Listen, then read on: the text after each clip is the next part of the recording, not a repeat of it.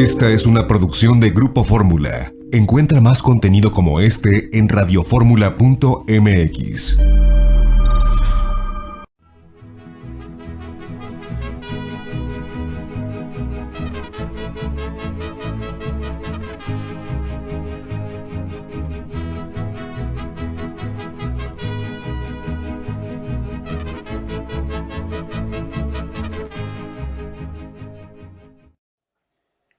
Amigas y amigos, muy buenas tardes tengan todos ustedes. Los saluda con el afecto de siempre José Manuel Villalpando, aquí en una emisión más de su programa La Historia que Quiero Vivir, que como todos los sábados, que son los sábados de historia aquí en los micrófonos y frecuencias de Radio Fórmula, que ya saben ustedes es la estación donde transmitimos este programa, y pueden sintonizarnos, bien sea en su radio, a través del 103.3 de FM, en la 970 de AM, ambas emisoras aquí en la capital de la República, pero también es un programa que llega a cada vez más ciudades del interior de nuestra patria. Me acabo de enterar que ya estamos en Nogales, allá en Sonora, lo cual me da muchísimo gusto, pero eso sí, también, por si no llega la señal, está el internet gracias a la página www.radioformula.com.mx, que es muy fácil de localizar.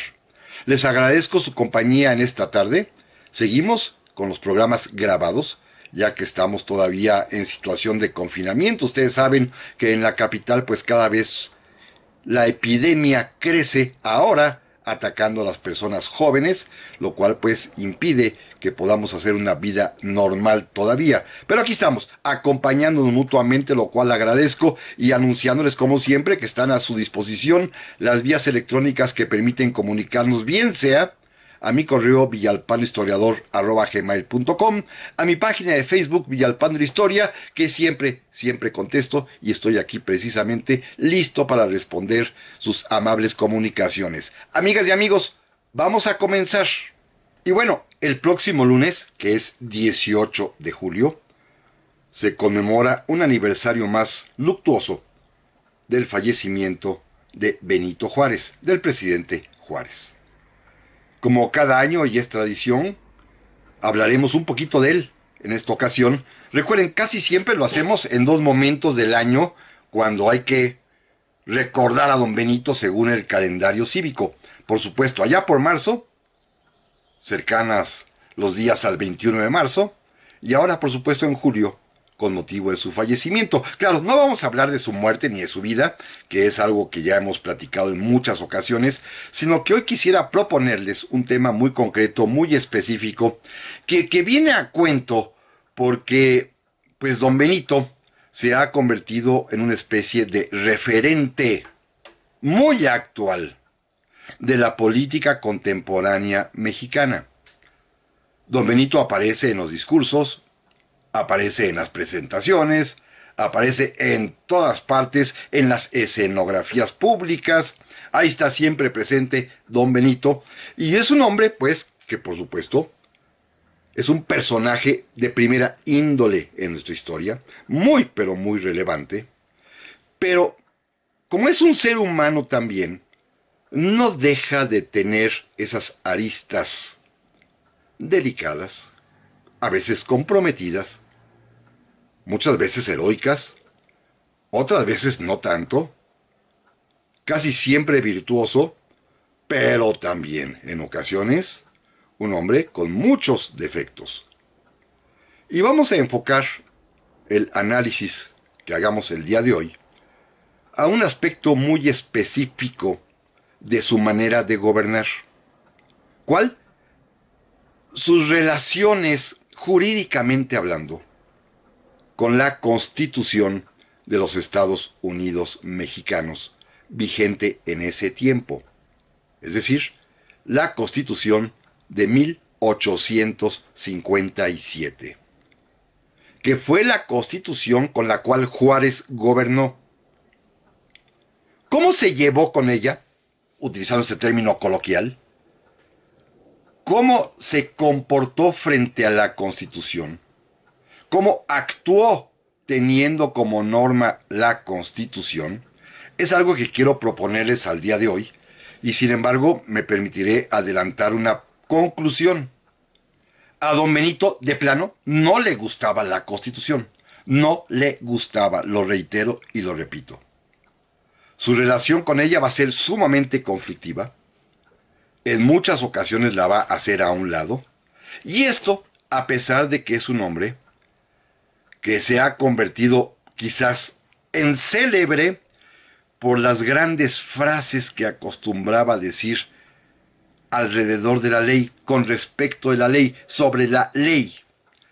Es un hombre, que lo he dicho un poco a veces en tono de broma, que si hubiese existido el Twitter en aquellos años en que él vivió, él hubiera sido un espléndido tuitero.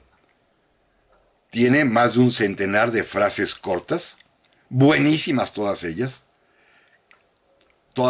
adaptables en el número de caracteres a lo que hoy se estila en el Twitter, y hubiera sido muy bueno, ¿eh? Y entre ellas, déjenme elegir al azar algunas frases que hemos escuchado de él y que todos conocemos. Tienen que ver con la ley, por supuesto.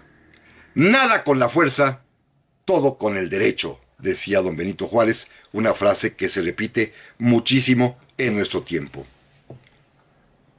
Otra más, también muy importante.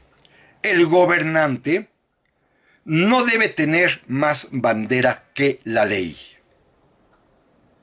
La ley ha sido siempre mi escudo y mi espada. Estas son las frases, digámoslo así, más representativas de el presidente Benito Juárez con respecto a la ley.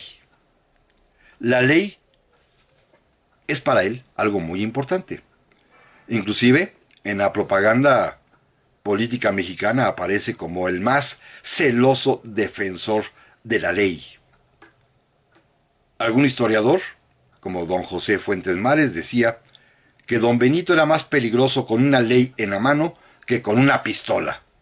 Sí, era un hombre que sabía utilizar la ley. Utilizar la ley, pero también manejar la ley y también, cuando llegó el caso, hacer a un lado la ley o de plano violar la ley. Que todo esto hizo don Benito Juárez. Utilizó la ley, la empleó bien en muchas ocasiones, pero en otras la utilizó y la empleó de manera nefasta, ¿eh? ¿Qué es lo que quiero que platiquemos rápidamente en esta tarde? En esta tarde que lo recordamos porque ya viene un aniversario más de su fallecimiento, también vale la pena hablar de cómo se comportó don Benito ante la ley. Miren, algo importante que considerar es que él era abogado. Desde muy chico sintió esta afición por el derecho, quizá porque no hubiera querido ser sacerdote, que era su otro camino que podía haber optado. Recuerden un pequeño breviario cultural juarista. Recuerden que don Benito es un ser excepcionalmente inteligente. Y lo reitero como lo he sostenido en muchas ocasiones.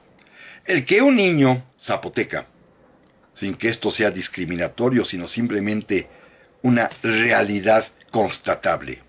El que un niño zapoteca a los 12 años de edad, huérfano de padre y madre, que se dedica al pastoreo, que no hablaba más lengua que el zapoteca en ese momento, que no tenía ninguna educación ni instrucción, haya decidido, como lo cuenta él en su famoso libro Apuntes para mis hijos, que él haya resuelto a esos 12 años escasos, cuando se dedicaba a ser pastorcito de ovejas,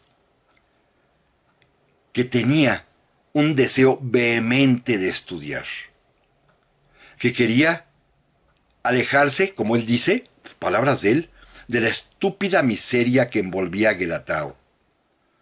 Cuando él decide escaparse, fugarse de la casa de sus tíos y caminar toda una noche hasta llegar a la ciudad de Oaxaca para buscar a su hermana, que trabaja en el servicio doméstico de don Antonio Maza, porque él quiere estudiar. Él quiere competir con los demás, con las armas que tienen los demás, que es el estudio y la preparación. Él mismo lo decía, El hombre está naturalmente llamado a estudiar, a prepararse y a superarse. Era, diríamos hoy en día, un aspiracionista, ¿eh? Él quería progresar, salir de la miseria en la que vivía estudiando. Y lo consiguió, y se convirtió en abogado. Y esto es importante porque él va a ser un conocedor muy, muy profundo de la ley, no solamente por su carrera profesional que eligió, sino además también porque fungió como abogado litigante, representando a comunidades de indios allá en Oaxaca, pero también fue juez para resolver los conflictos y los litigios que la gente le planteaba. Y también, y esto es más importante todavía para este estudio que estamos haciendo el día de hoy, durante casi 20 años fue profesor de Derecho en el Instituto de Ciencias y Artes de Oaxaca. Es decir, era un hombre conocedor de la ley, conocedor del derecho y que pudo combinar perfectamente bien con su carrera y con sus aspiraciones políticas. No se oponían. Al contrario, creo yo que fue un gran político porque era un gran conocedor de la ley, porque era un experto en derecho, porque sabía cómo hacer las cosas conforme a la ley o, cuando llegue el caso, cómo torcer la ley, como ahorita vamos a platicar, amigas y amigos. Así que no se vayan, por favor. En un momentito más estaremos de vuelta para seguir con ese tema de Juárez y la Constitución. Ya estamos aquí, amigas y amigos, para el segundo bloque del programa de esta semana que corresponde, como lo hacemos cada año tradicionalmente, a platicar sobre Benito Juárez. Ahora, en un aspecto muy específico de su actuación como gobernante. Me refiero a la relación de don Benito con la Constitución del 57. Con la ley suprema, pues, para entendernos.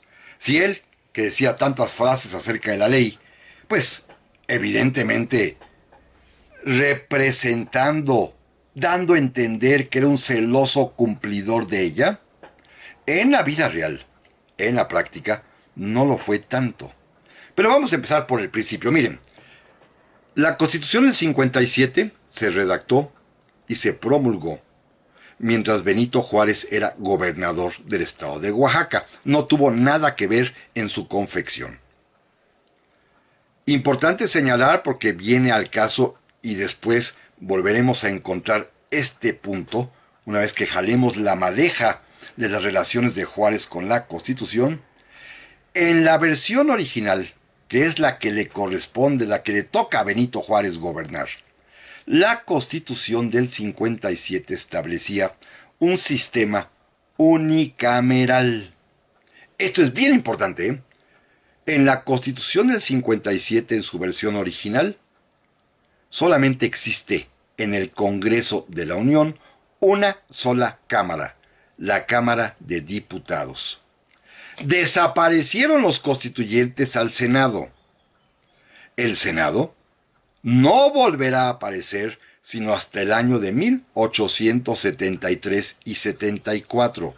Ya muerto don Benito, ya había fallecido para entonces.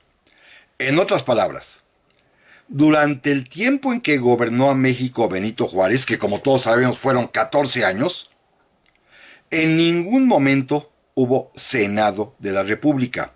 Únicamente el Congreso de la Unión estaba integrado por la Cámara de Diputados.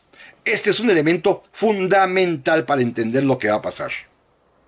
Segunda característica de la Constitución del 57 que es importante para nuestro análisis del día de hoy. Esa Cámara de Diputados unicameral que integraba todo el poder legislativo de la Federación tenía multitud, abundantes facultades.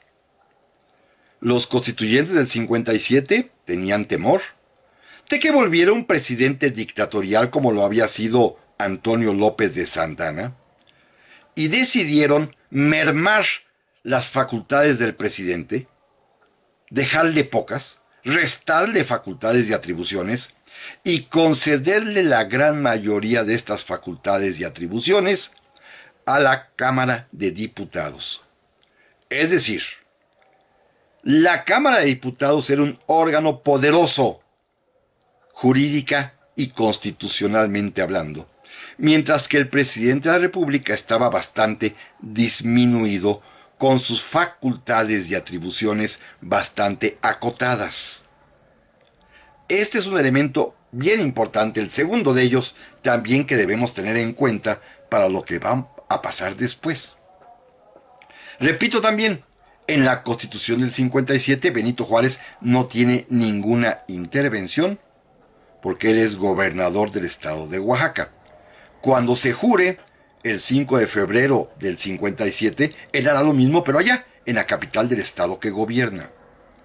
Solamente se va a entroncar, a conectar con la Constitución el día 1 de diciembre de 1857. Ese día, 1 de diciembre del 57, Benito Juárez asumió, conforme a la elección que había sucedido meses antes, al cargo importantísimo de presidente de la Suprema Corte de Justicia de la Nación. Ese mismo día, el 1 de diciembre del 57, también asumió la presidencia de la República el general Ignacio Comonfort. Ese día, pues, don Benito ya alcanzó un cargo constitucional. Entró de lleno al juego constitucional político, se convirtió en un sujeto que estaba bajo el mandato de la Constitución. Y tanto él como el presidente Comonfort, ese día 1 de diciembre del 57, juraron el cargo. Antes se decía jurar el cargo, hoy es protestar el cargo. Pero miren, aquí tengo a la mano la versión original de la Constitución del 57, en una edición, la Príncipe, la que se expidió ese año, y dice claramente que el presidente de la Corte y el presidente de la República, al tomar posesión de su encargo, jurará ante el Congreso con la fórmula siguiente, que es esta: juro desempeñar leal y patrióticamente el encargo de presidente de los Estados Unidos mexicanos o de presidente de la Suprema Corte de Justicia, conforme a la Constitución y mirando en todo por el bien y prosperidad de la Unión. Es decir, juró conforme a la Constitución. Se convirtió en presidente de la Corte Constitucional Benito Juárez. Pocos días después, porque no es el tema que platicaremos en esta ocasión, ya lo hemos comentado en alguna otra vez, Ignacio Comonfort dio un golpe de Estado. Desconoció a la propia Constitución. ¿Por qué? Bueno, él mismo dio las razones. Desde el día primero, fíjense qué interesante, el día primero, cuando juró como presidente, teniendo a un lado a Benito Juárez, en su discurso de toma de posesión, Ignacio Comonfort anunció que quería reformar la Constitución. Fíjense, la Constitución todavía no entraba en vigor, entró en vigor ese mismo día 1 de diciembre, estrenando a estos dos altos funcionarios, Comonfort y Juárez, y ya Comonfort estaba diciendo que quería reformar la Constitución con saludables reformas, porque, decía él, la Constitución del 57 le deja al presidente de la República menos facultades que a un jefe de oficina. Era cierto, era radicalmente cierto. Y claro, pues todo el mundo puso el grito en el cielo. Obviamente los diputados de la Cámara de Diputados, que es el Congreso de la Unión, porque no hay otra cámara, pusieron el grito en el cielo, comenzaron a hostigar a Comonfort y finalmente, por otras muchas razones, el día 15 de diciembre de ese 1857, Comonfort se da a sí mismo un golpe de Estado, y como lo prescribía la Constitución, aquí sí es importante, Juárez acató la Constitución. Y esta norma suprema mexicana establecía que, a falta del presidente de la República, que era el caso de Comonfort, que estaba faltando porque había dado un golpe de Estado contra sí mismo, lo va a suplir en el Poder Ejecutivo Federal como presidente interino el presidente de la Suprema Corte de Justicia, que es Benito Juárez. Benito Juárez se convierte en presidente de la República por ministerio de ley, como se dice, porque la hipótesis que preveía la Constitución se actualiza, falta el presidente y el presidente de la Corte se convierte en presidente de la República. Claro, pasaron cosas muy peculiares. La víspera, Comonfort fue a ver a Benito Juárez y le dijo: oye, Benito, pues fíjate que la cosa está muy dura, esta Constitución no me deja gobernar, los diputados, como ya lo dije públicamente, tienen más facultades que yo, y yo creo que hay que cambiarla o dar un golpe para cambiar esta situación, porque así no se puede. Y don Benito, muy listo, le dijo: oye, pues ¿cuál es el problema? Comonfort le explicó: mira, son dos problemas fundamentales. La Constitución, como está, le niega al presidente de la República el derecho de iniciar leyes, de presentar propuestas de ley, y también, así como está, le niega también al presidente de la República derecho de veto, derecho de oponerse a las leyes que considere incorrectas que emita el Congreso. Y Juárez: no, Ignacio, no, la Constitución es la ley suprema, hay que acatarla, hay que cumplirla. Yo no te acompaño en eso, pero Benito, por favor, mira, hazle como quieras, yo no te acompaño. Comonfort da su golpe de Estado, Juárez escapa de la Ciudad de México, asume como presidente de la República por mandato de la propia Constitución y comenzará a gobernar para enfrentar la guerra de reforma. Esto que acabamos de platicar en tono un poquito dramatizado, como si fuera una especie de diálogo que he comentado hace un momento, va a ser sumamente importante en el futuro. Reitero, Comonfort se queja con Juárez de que no puede gobernar porque tiene pocas facultades y que carece de derecho de iniciar leyes, y que también le han quitado, no tiene derecho de oponerse o de vetar las leyes. Y Juárez le dice: no, hombre, así es la Constitución, tenemos que acatar la ley suprema. Esta misma frase, estos mismos diálogos, esta misma circunstancia, 10 años después, el panorama va a ser radicalmente diferente. Por eso les pido que tengan en la mente esta circunstancia específica, que Juárez no quiso apoyar en sus reclamos al presidente Comonfort, que sentía que carecía de facultades, y Juárez le dijo: ni modo, cumplamos con la Constitución.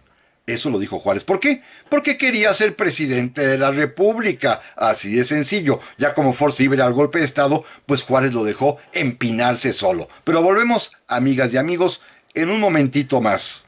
Ya estamos aquí, amigas y amigos, para el tercer bloque del programa esta semana, el cual estamos dedicando a platicar acerca de las relaciones, por llamarlo de alguna manera, de Benito Juárez con la Constitución del 57. Él, tan celoso de la ley como nos han hecho saber, gracias a las propias frases que él decía a cada rato para, pues, evidenciar el respeto que tenía por el derecho, lo importante que era para él la ley, pues va a jugar con la Constitución, como vamos a ir platicando ya en este bloque y hacia el final también. Miren, comentaba yo hace un momento que, y ya para no repetirlo, que en 1857, cuando Comonfort da su golpe de Estado, Juárez asume la presidencia de la República.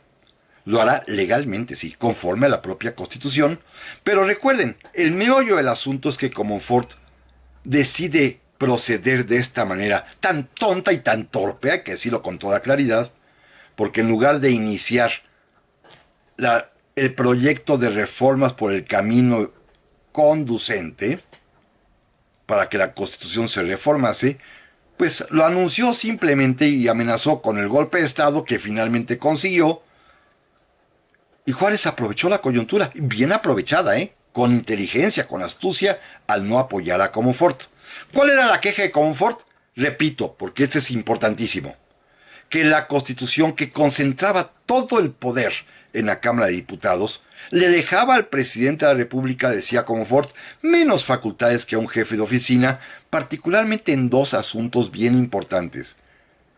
no le reconocía el derecho de iniciar leyes, es decir, el presidente no podía presentar proyectos de ley conforme a lo que él considerara como conveniente para el país. Se supone que el Poder Ejecutivo, el presidente de la República, tiene contacto con los problemas, estudia los problemas y tiene la posibilidad, como lo tienen todas las legislaciones del mundo, de presentarle al Congreso un proyecto de ley, pero en México se lo negaron.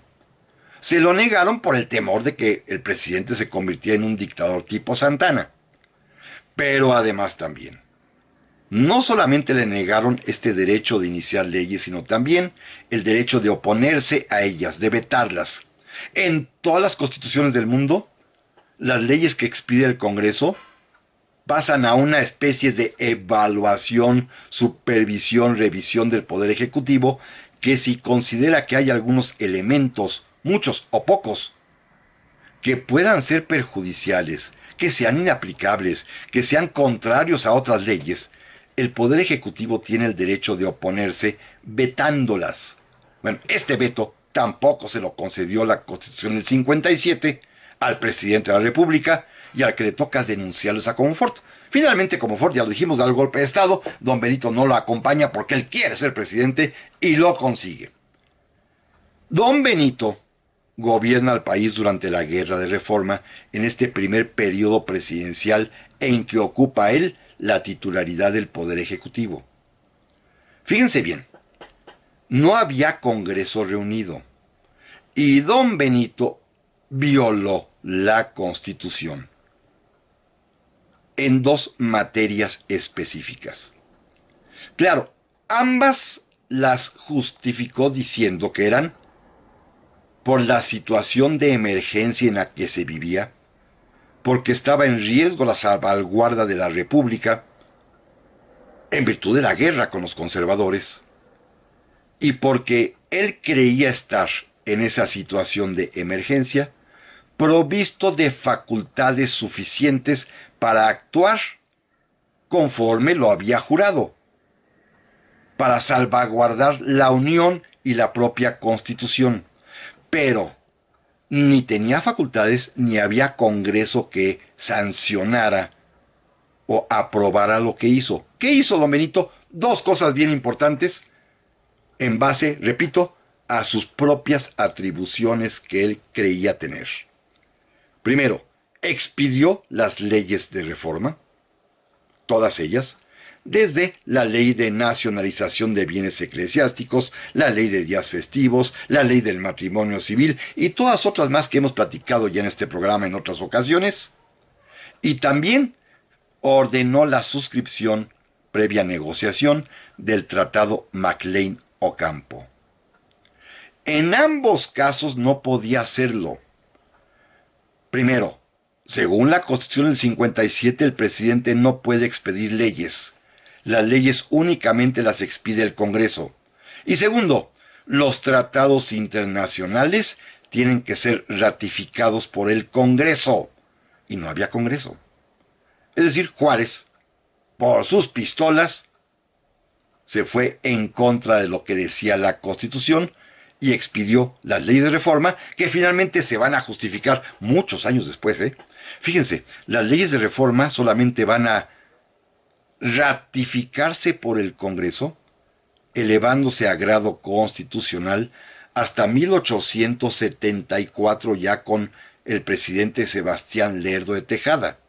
Durante la presidencia de Juárez, el Congreso nunca ratificó las leyes de reforma. Y segundo, pues mucho menos se ratificaría el Tratado MacLean-Ocampo. Lo hizo simple y sencillamente por una necesidad militar.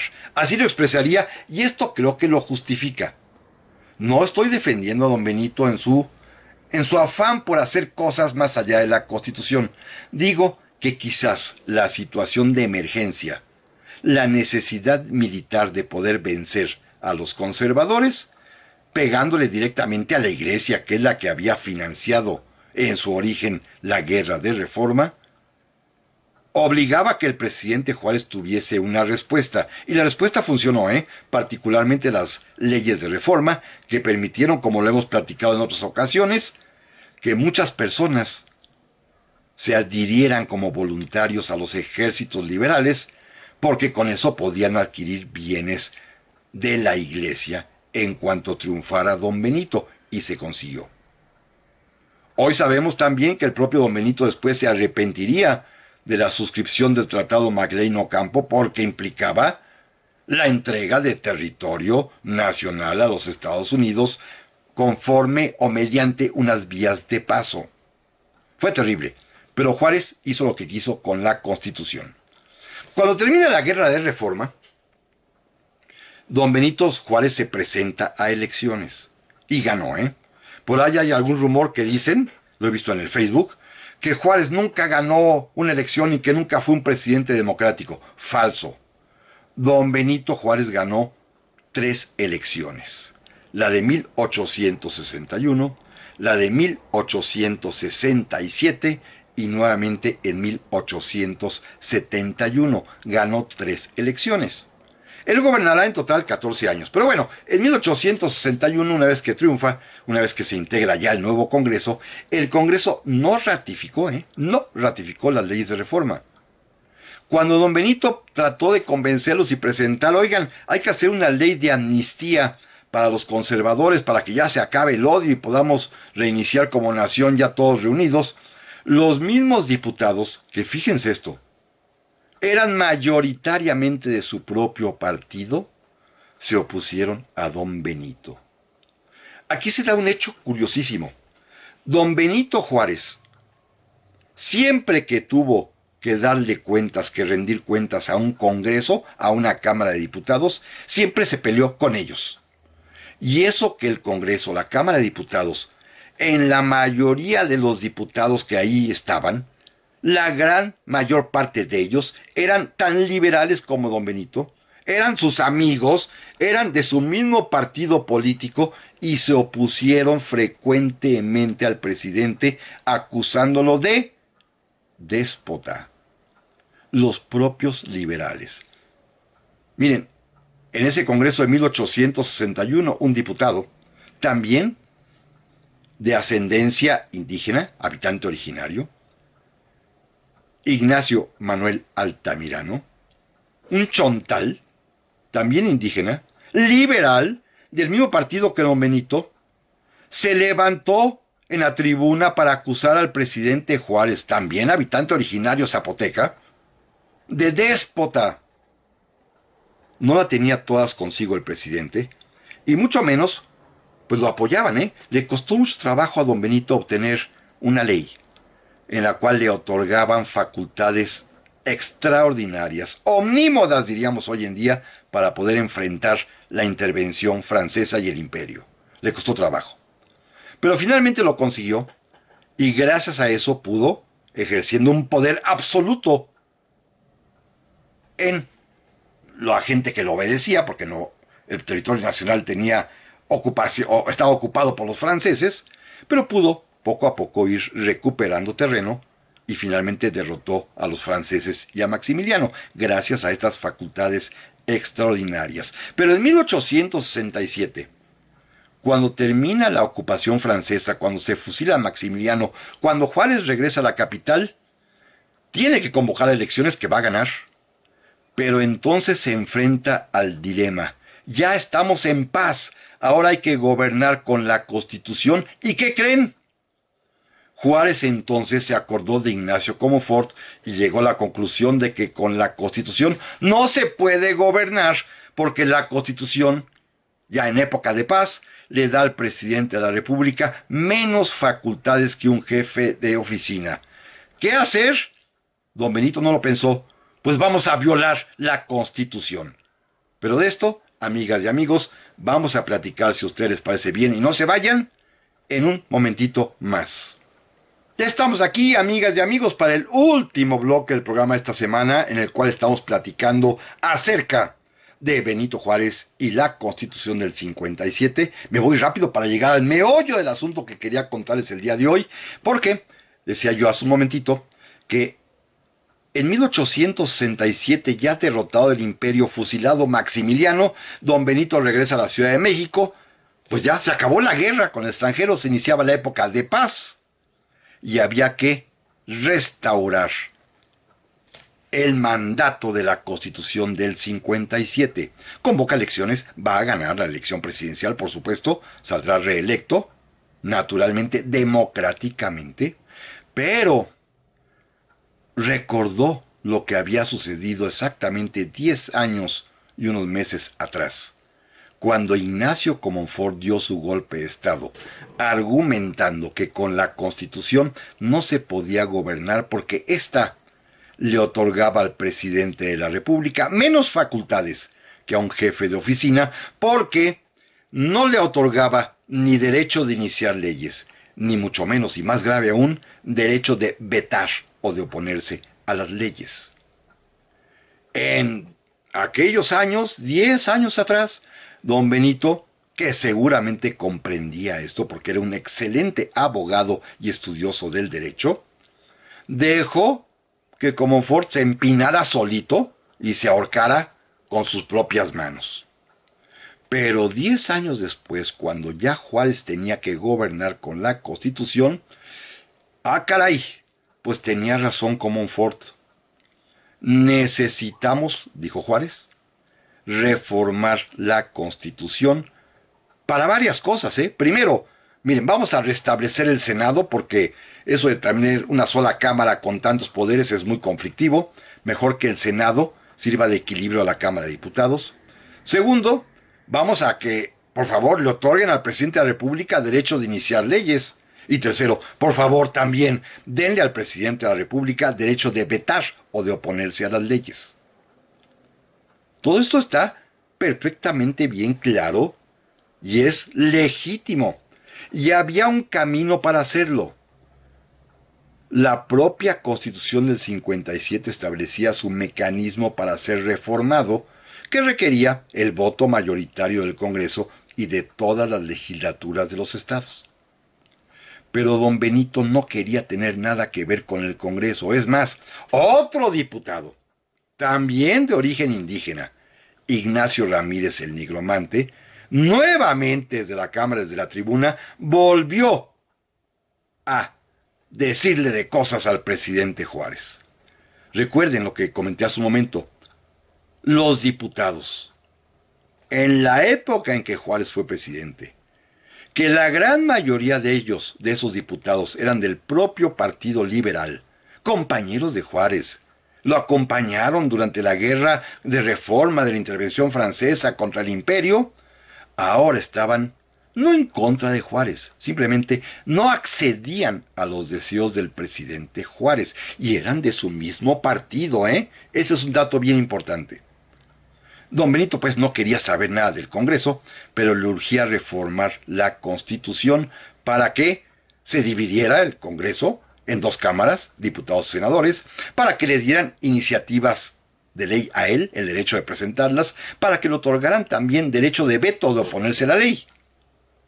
¿Saben qué hizo don Benito Juárez para tratar de reformar la Constitución? Pues la violó, porque si la propia Constitución traía y señalaba su propio camino de reforma, don Benito decidió no hacer caso y lanzó una convocatoria pública a efecto de preguntarle al pueblo directamente si creía conveniente reformar la Constitución en esos tres aspectos: reestablecer el Senado, otorgar derecho de iniciativa y otorgar derecho de veto a las leyes, al presidente. Apeló directamente al pueblo. Así lo dijo en su convocatoria. Apelamos al pueblo directamente, una especie de consulta popular. Pero esa consulta popular, esa apelación directa al pueblo, no estaba prescrita en la Constitución. Repito e insisto, la Constitución del 57 preveía su propio procedimiento de reforma. Lo que estaba haciendo don Benito era inconstitucional, anticonstitucional, y no lo digo yo. Lo dicen todos aquellos que participaron en los debates en ese año de 1867, porque no crean que la gente se quedó callada, ¿eh? Los mismos periódicos, los más importantes, liberales los dos, periódicos que apoyaban al gobierno, como el famosísimo Siglo XIX o bien el Monitor Republicano, se lanzaron en contra del presidente Juárez para criticarlo por violar tan abiertamente la Constitución. Pero no fueron los únicos. Los periodistas, los articulistas, todos atacaron al presidente Juárez. Por cierto, hay que decirlo, otro periódico que surgió en ese momento, que se llamaba El Aguizote, que tenía la característica de que traía caricaturas, también fue durísimo, crítico con el presidente Juárez. Lo dibujaban como un toro enfurecido, con sus cuernos y con su cara de enojo y sacando vapor y babeando. Enojadísimo lo ponía al presidente Juárez, furibundo. Y hay que decirlo también, que el presidente Juárez jamás criticó ni a la prensa, ni metió a la cárcel a los caricaturistas, y no hizo absolutamente nada. No levantó una mano en contra de sus críticos, ¿eh? Esto sí, Juárez fue muy respetuoso de la libertad de expresión. Pero bueno, pero todos estaban en contra de don Benito. Primero los periodistas, los periódicos, los caricaturistas, pero también los políticos. Uno pensaría que el presidente pues dictaba órdenes y todo el mundo lo obedecía. Pues no. Muchos de ellos, como el general Mariano Escobedo, por ejemplo, señor presidente, pues si usted lo ordena, lo hacemos, pero esto no está bien hecho, ¿eh? Pero otros más, y me refiero a los gobernadores de Zacatecas y de Puebla. En Zacatecas, Miguel Auza, y en Puebla, el gobernador también se lanzan en contra de Benito Juárez. Lo critican abiertamente. En Puebla, el gobernador Juan N. Méndez, también, se me olvidó hace un momentito, se me borró de la mente, Juan N. Méndez, el gobernador también critica al presidente Juárez. Y Juárez tiene una reacción de verdadero enojo. ¿Saben qué hizo Juárez contra los gobernadores que se oponían a su proyecto de reformar la Constitución por una vía inconstitucional? ¡Los cesó! ¡Los corrió del gobierno! Cesó al gobernador de Zacatecas, cesó al gobernador de Puebla, a otros varios más, y don Benito se enfrentó a una oposición terrible por intentar consultar directamente al pueblo, por apelar al pueblo, como él decía, para reformar la Constitución. No lo consiguió, ¿eh? Se llevó a cabo ese referéndum popular, esa consulta. Hubo más o menos 11,000 votos, de los cuales, fíjense, más de 8,000 votaron por el no presidente. No puede usted seguir este camino inconstitucional.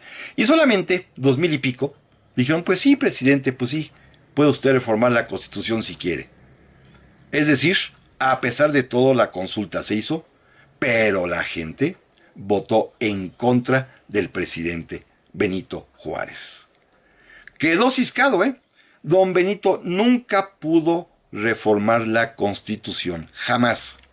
Gobernó desde el día 15 de diciembre de 1857 hasta el día 18 de julio de 1872, 14 años, pero nunca pudo tocar la Constitución. Es más, lo obligaron a acatar la Constitución.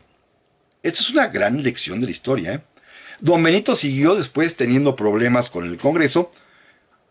Cuando convence a los diputados, alguno de ellos, en nombre del presidente, porque el presidente no podía hacerlo, cuando don Benito ya estaba pues más cercano a la muerte, vio la necesidad de congraciarse con la iglesia. Sí, aunque no lo crean, don Benito quiso congraciarse con la iglesia, y entonces convenció a un diputado amigo suyo de que presentara una iniciativa de reforma a la Constitución para poderle otorgar a los sacerdotes derecho de voto.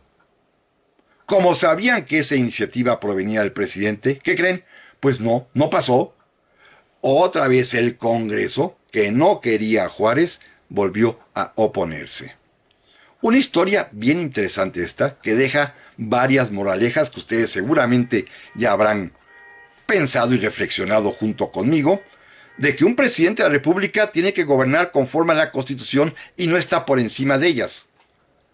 El propio Juárez tenía unas frases, volviendo a sus frases bien interesantes, cuando decía, por ejemplo, y esto que nos sirva también de lección, no dejaremos que la nación se le arrebate en sus instituciones democráticas para someterlas a la dominación despótica de un solo hombre. No lo permitiremos. Y hay otras más, ¿eh? Los déspotas, decía Juárez, aborrecen la ley y la verdad. Y una más, con esta me despido el día de hoy. No se puede gobernar a base de impulsos de una voluntad caprichosa, sino con la sujeción a las leyes. Este es Juárez, el hombre que habla mucho de la ley, pero que cuando tuvo oportunidad quiso violar la Constitución. Y amigas y amigos, por esta ocasión hemos terminado. Primero Dios, la próxima semana seguiremos ya con otro tema, así que aquí los espero, si Dios así lo dispone, la próxima semana. Pásenla muy pero muy bien.